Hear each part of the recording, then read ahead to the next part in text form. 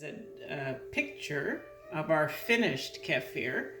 We've poured most of it out of the kefir that we finished brewing this evening, and we're going to pour the rest. We just need to have something to pour it to. We're going to make a new batch of kefir in this 1 gallon mason jar that we bought at Canadian Tire for, I think it's about $20 or less than $20. These are the ingredients that you're going to need. You're going to need golden cane sugar. Now this is 900 grams. We've got it at a health food store. This is Himalayan salt, also from the health food store, and organic molasses, also from the health food store. This jar will last you a lifetime. We've made kefir for 3 weeks now, and this is all we've used. You don't need it, but it's very tasty, and it gives the kefir almost like a malt feeling taste, and it makes the kefir more iron rich.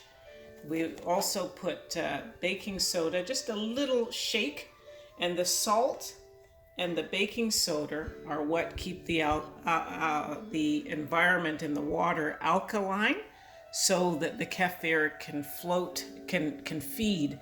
And you'll see kefir that was made, it has increased. It'll grow, and you can give it away to your friends. But a lot of places, if you want to buy just even like a little handful of kefir, you have to pay $15 or $30 for like a little handful. But once you do, you can give it away to your friends, or maybe you want to be in the kefir business and sell it.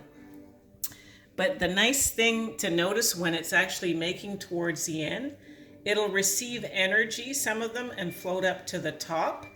And kefir has almost like a soda pop. It's like a natural soda pop, but it's rich in probiotics, rich in iron if you make molasses with it, and that's just the first fermentation. You can make another fermentation from this by putting organic fruit in it and leaving it again to brew for a couple of hours or a day or so, and it's nice. Okay, so we're now going to make it.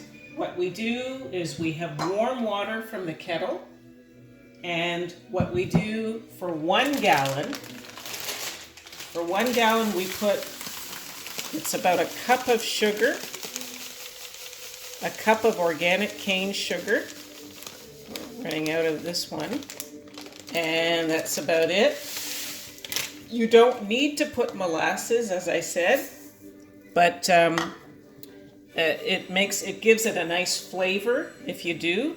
You're putting about a tablespoon of molasses in, and then quickly just to shake, and I'll show you in my hand. This is to feed the kefir minerals. Himalayan salt, just a tiny shake of Himalayan salt, and then you're going to put just a pinch, show you in my hand, of just a pinch. And that's what we have here. You'll see a pinch. And then what we're going to do is, we can't put hot water in the kefir. It'll shock the kefir. But we can use warm water to really melt the kefir, to melt this mixture. This is food for the kefir. You're not actually consuming a lot of the sugar in this mixture. The kefir consumes this and reproduces itself, and you'll see the bubbles in the one behind. If you watch closely, every so often you'll see it bubbling up, and it's like a fermented soda pop.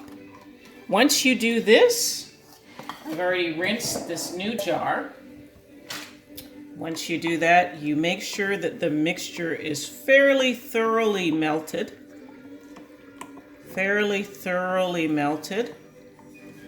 And you place it in the jar. And some people use distilled water, some people use reverse osmosis water, and a lot of people just simply, like myself, use tap water.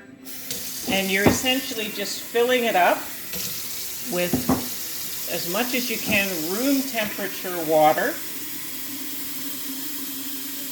And once it's filled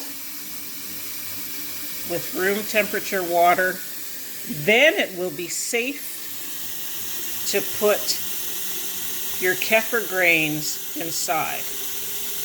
Now, I'm leaving just a little bit because I may need to wash my kefir grains out of the bottle. Sometimes they cling to the bottle. And I'm not going to use these kefir grains because I've been producing so much, just stated, that I have additional kefir grains that I keep in the fridge waiting to make more kefir. Oops. And now that it's open, you can just put the kefir grains in. This is from one of the last fermentations that I did. You're going to put the kefir grains in, and you'll see that there's quite a lot in this bottle as well, because it does grow very fast. So the nice thing to do is to give it away, because it is, like I said, very expensive to buy for, just a little bit of kefir.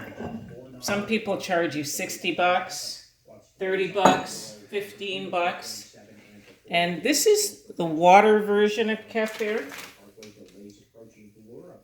It has sort of like this is some cheesecloth. We're just going to do that. It must be open, so don't put the cover on it. There's a metal cover that comes with the mason jar. Don't put it on, or if you put it on, just put it slightly.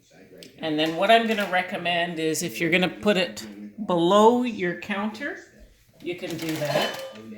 But you can also just put it, just so that it's easier to slide, just put it on your counter, and you'll see some of them being energized and coming up to the top. Just put it on your counter, and you're going to leave it there for 24 hours until it comes, and until it's a nice, refreshing, malty sort of drink. Good luck. Bravo. Bravo.